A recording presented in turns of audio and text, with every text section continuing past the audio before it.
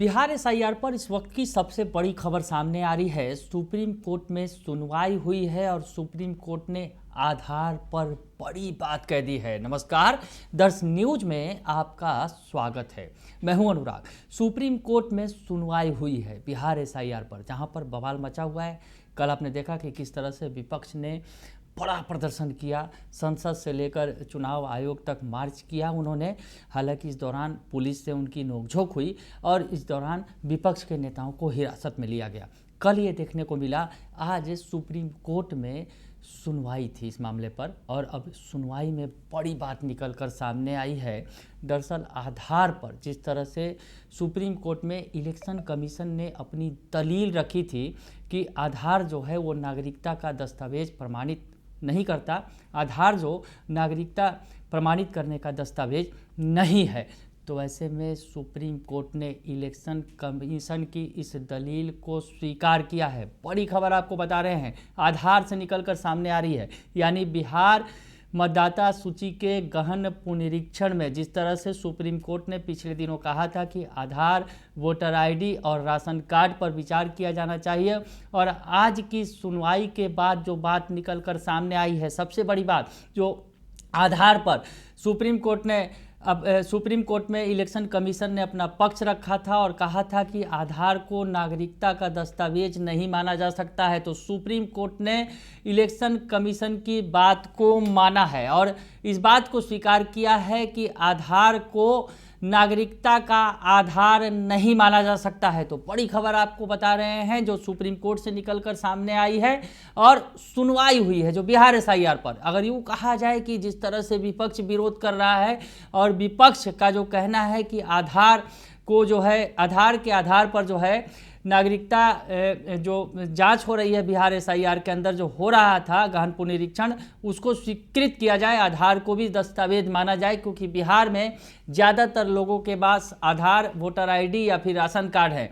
तो ऐसी स्थिति में जो 11 दस्तावेज जो मांगे गए हैं सुप्रीम इलेक्शन कमीशन की तरफ से, वो लोगों के पास नहीं है। तो आज सुनवाई में बड़ी बात निकल कर सामने आई है कि आधार पर जो है सुप्रीम कोर्ट ने माना है कि जो इलेक्शन कमीशन ने दलील दी है कि आधार कार्ड को नागरिकता का आधार नहीं माना जा सकता है। तो ऐसे में बड़ी खबर निकलकर सामने आई है। हम आपको बताएं कि बिहार एसआईआर पर आज सुप्रीम कोर्ट में सुनवाई हुई है मंगलवार को, और इस मामले में याचिकाकर्ताओं की तरफ से वरिष्ठ वकील कपिल सिब्बल ने दलीलें पेश की।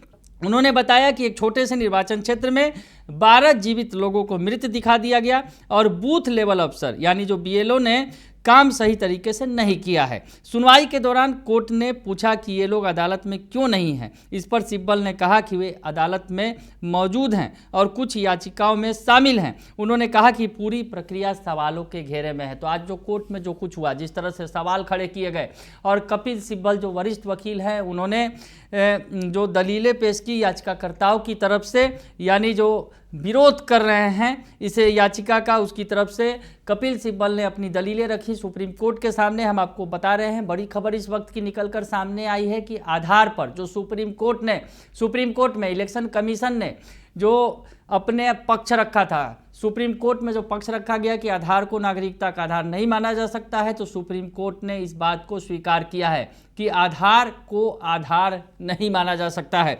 और इस बीच जो है जो सुनवाई हुई है उसके बारे में आपको बता रहे हैं।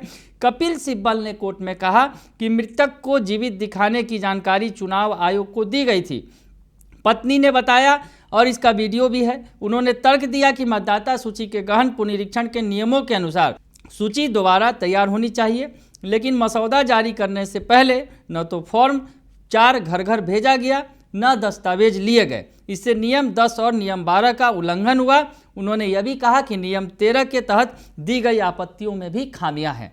कपिल सिब्बल ने कहा कि जन प्रतिनिधित्व अधिनियम स्पष्ट कहता है कि मतदाता सूची में से किसी का नाम हटाने के लिए सबूत देने का दायित्व उसी व्यक्ति पर है जो आपत्ति उठा रहा है। उसे मृत्यु, पता बदलने, नागरिक न होने आदि का प्रमाण पत्र देना होगा। आप मुझसे मेरे दस्तावेज नहीं मांग सकते, क्योंकि सबूत देने की जिम्मेदारी आपत्ति करने वालों की है।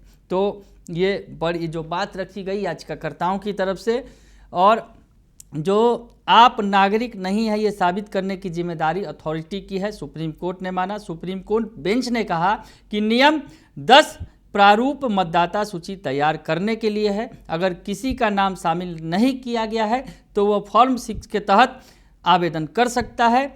वहाँ आप सही हैं कि अगर आपका नाम गलत तरीके से हटा दिया गया है तो यह साबित करने की जिम्मेदारी प्राधिकरण की है कि आप नागरिक नहीं हैं। जिम्मेदारी प्राधिकरण की है। लेकिन क्या चुनाव आयोग ने बीएलओज के माध्यम से वैध फॉर्म 4 जारी किया? यह एक वैध तर्क का आधार हो सकता है। इस पर सिब्बल ने कहा कि बिना सर्वे प्रक्रिया के ही ड्राफ्ट सूची जारी की गई है। तो बड़ी खबर आपको बता रहे हैं, सुप्रीम कोर्ट में सुनवाई हुई है और सुप्रीम कोर्ट में दलील रखी गई जो याचिकाकर्ताओं की पक्ष की तरफ से। याचिकाकर्ता पक्ष के ही वकील गोपाल शंकर नारायण ने कहा कि पिछली सुनवाई में कोर्ट ने कहा था कि अगर मास एक्सक्लूजन होगा तो कोर्ट दखल देगा। ड्राफ्ट रोल से पता चलता है कि 65 लाख लोगों के नाम हटाया गया, लेकिन आयोग ने इसकी कोई सूची नहीं दी। वही कपिल सिब्बल ने आरोप लगाया कि एसआईआर के दौरान संवैधानिक प्रावधानों की अनदेखी करते हुए बीएलओ और अन्य अधिकारियों ने मनमानी की। उन्होंने कहा कि नए वोटर का नाम जोड़ने के लिए फॉर्म 6 में जन्म तिथि के दस्तावेज के रूप में आधार कार्ड सूची में दूसरे नंबर पर है, लेकिन एसआईआर में चुनाव आयोग आधार स्वीकार नहीं कर रहा है। तो आधार पर जो सुनवाई हुई है, आधार पर बड़ी बात निकलकर सामने आई है।